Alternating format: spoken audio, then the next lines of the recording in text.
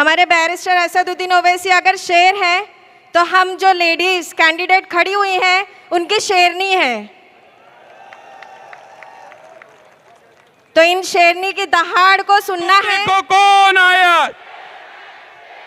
अरे देखो देखो कौन आया। अकबर साहब आगे बढ़ो, अकबर साहब आगे बढ़ो, बलाला साहब आगे बढ़ो।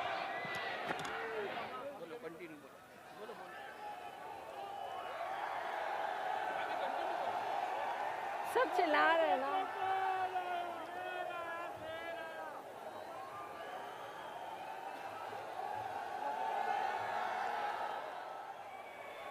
अभी शेर की दहाड़ बाकी है भाइयों। अभी हमारे वार्ड क्रमांक 138 के हमारे उम्मीदवार रोशन इरफान शेख जी से मुझे गुजारिश करूंगा कि बराकरम आइए और अपने ख्यालों का इजहार करिए।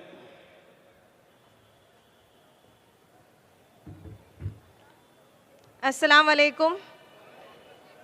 स्टेज पर सभी मेहमानों का मैं खैर मकदम करती हूँ। जो मेरी पर्दानशी माँ बहनें वहाँ बैठी है उन सभी को भी अस्सलाम वालेकुम। जी, आप लोग इतने देर से सुनने के लिए बेताब हो रहे हैं। मैं उस मुद्दों पर नहीं बात करूँगी क्योंकि मुद्दों पर तो सभी ने बात किया है। अब गोवंडी में जीतने के बजाय हराने की साजिश चल रही है, तो उस साजिश को नाकाम करना है। ये 138 से मैं एडवोकेट रोशन इरफान शेख वहाँ पर कैंपेनिंग कर रही हूँ। तो मुझे कुछ लोग हैं जो समझ रहे हैं मैं कमज़ोर हूँ।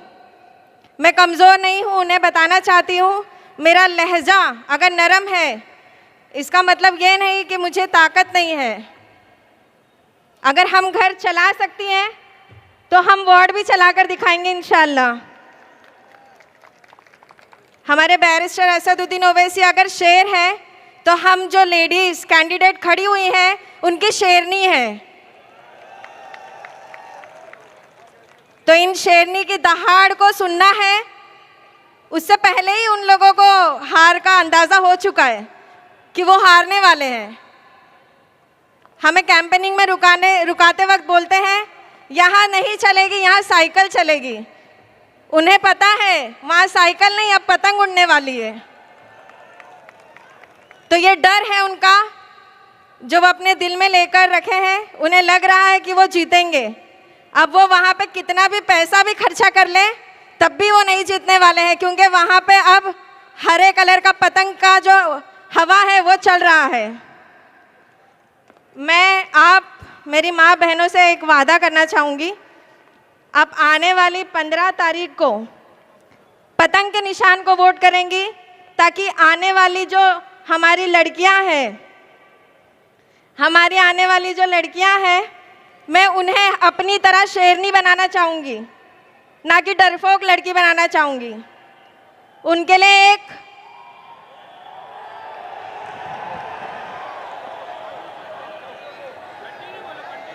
जी आप बैठ जाइए। आ गए। अच्छा, मैं यहीं पे ख़त्म करना चाहूँगी। सभी स्वागत कीजिए हमारे अकबरुद्दीन ओवैसी का। नारे तकबीर, नारे तकबीर। अरे देखो देखो कौन आया, अरे देखो देखो कौन आया, अरे देखो देखो कौन आया। अकबर साहब आगे बढ़ो, अकबर साहब आगे बढ़ो, बलाला साहब आगे बढ़ो।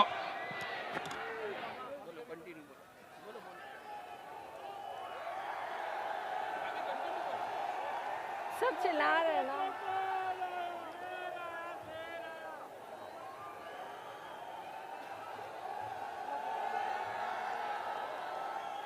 कुछ और मिनट बात करूंगी, बैठकर सुन लीजिए।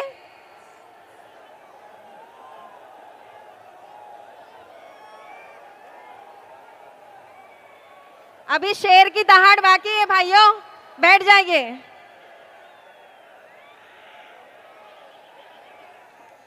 आप लोगों को बताती चलूं, इससे पहले वार्ड 138 में मोहम्मद सिराज बताते हैं कि हमने 1 रुपए में शादी का हॉल बनाया है। किसी ने देखा है? 1 रुपए में किसी ने शादी का हॉल देखा है आप लोगों ने? उन्होंने बोलते गार्डन बनाया है। हमारे बच्चे जाते हैं चेंबूर गार्डन, यहाँ गार्डन नहीं होने की वजह से। तो मैं उन बच्चों के लिए एक गार्डन बनाना चाहूँगी, एजुकेशन के इस पे काम करना चाहूँगी, और गटर नाली ये सारी चीज़ें तो बाकी ही है अभी, वो बेसिक चीज़ें जो हुआ नहीं है काम। MIM को सपोर्ट करने के लिए जिगर चाहिए जो उन दलालों में नहीं है।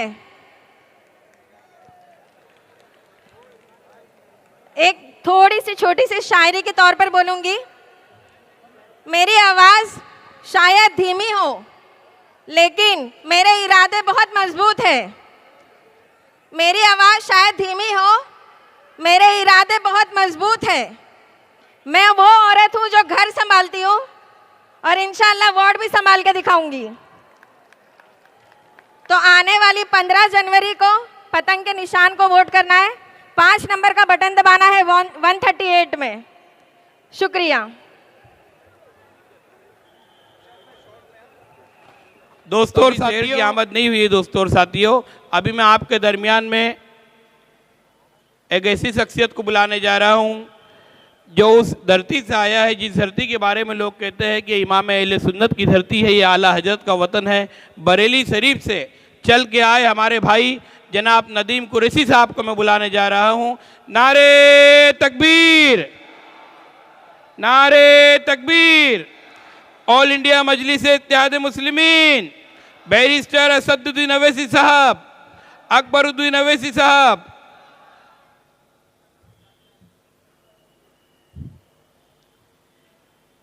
हाज़रीन जलसा, अस्सलाम वालेकुम।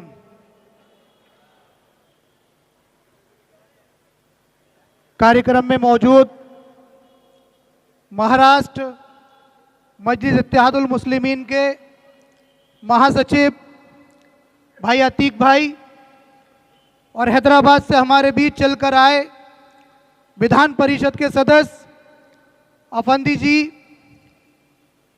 और हैदराबाद से हमारे बीच चलकर आए मोहसिन बलाला साहब और मेरे तमाम जो स्टेज पर मौजूद हैं मजलिस इत्तेहादुल मुस्लिमीन के महाअनुभव साथियों और सामने बैठी मेरे नौजवान साथियों, दोस्तों, बुजुर्गों और इस साइड में बैठी मेरी माँ बहनें। साथियों, मैं काफ़ी देर से सुन रहा हूँ कि किसी से डरना नहीं है। जितने भी वक्ता आए सबने यही कहा कि किसी से डरना नहीं है। इसका मतलब यह है कि कोई आपको डराने का प्रयास कर रहा है या फिर डरा रहा है। तो क्या हमारी कौम लोगों से डरने लगी है? ये मुस्लिम आवाम और मुस्लिम कौम अल्लाह के सिवा किसी से नहीं डरती। और जो लोग आपको डरा रहे हैं, मैं उनके लिए कहूंगा कि सितम करोगे तो सितम करेंगे, सितम करोगे तो सितम करेंगे, सहयोग करोगे तो सहयोग करेंगे। हम भी हैं इंसान तुम्हारे जैसे, जो तुम करोगे वो हम करेंगे। साथियों, मजलिस इत्तेहादुल मुस्लिमीन के माशाअल्लाह बहुत पढ़े लिखे और काबिल कैंडिडेट आपके बीच है। जो काम गोवंडी में पिछले 30 सालों में नहीं हुआ, इंशाअल्लाह वो काम ये हमारे कैंडिडेट 3 साल के अंदर करके दिखाएंगे। गोवंडी के अंदर जिस तरह का डेवलपमेंट आप लोग चाहते हो, वो डेवलपमेंट इंशाअल्लाह 3 साल में हमारे कैंडिडेट आपको करके दिखाएंगे।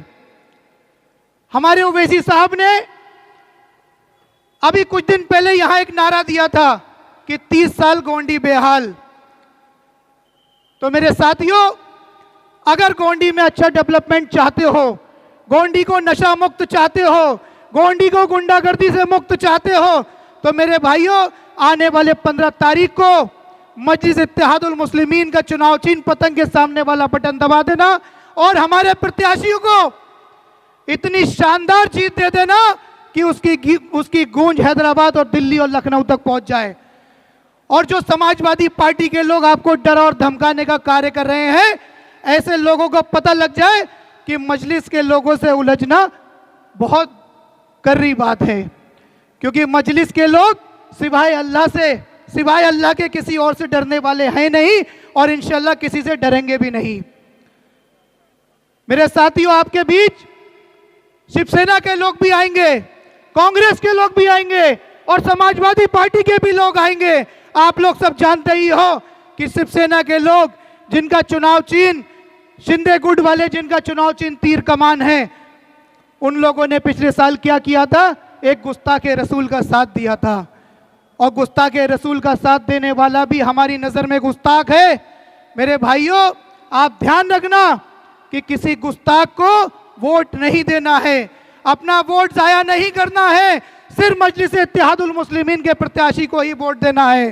कांग्रेस के लोग अगर आपके बीच आते हैं और बड़े बड़े लोग अभी आएंगे और आके कुछ भी बोलेंगे, अफवाहें फैलाएंगे, किसी तरह की अफवाहों पे नहीं जाना है। मेरे दोस्तों, आपको बाबरी मस्जिद तो याद होगी, याद है कि नहीं? भूल गए हो?